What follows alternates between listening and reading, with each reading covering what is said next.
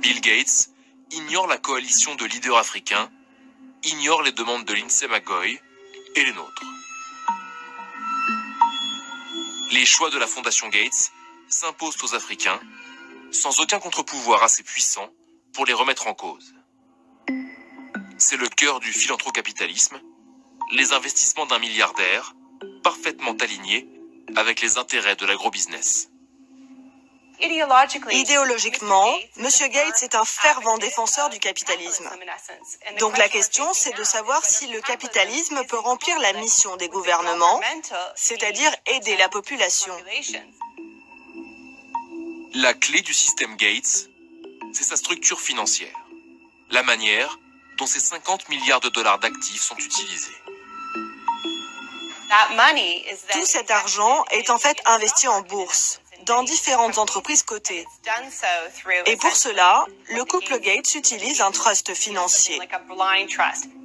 Le cash que la Fondation Gates investit, par exemple en Afrique, vient des dividendes reçus en tant qu'actionnaire de tout un tas d'entreprises. C'est comme ça que la plupart des fondations fonctionnent. Elles reçoivent des dividendes. Concrètement, la Fondation Gates investit du capital dans ces entreprises qui, en échange, lui cèdent des actions. Donc, en résumé, la Fondation détient des parts d'autres entreprises. Dans la liste des investissements, et donc des profits de la Fondation Gates, on retrouve des géants industriels. Amazon, Apple, Coca-Cola et encore BASF, le géant allemand de la chimie, en pointe sur la vente de semences OGM. La Fondation Gates en détient pour plus de 7 millions de dollars d'actions.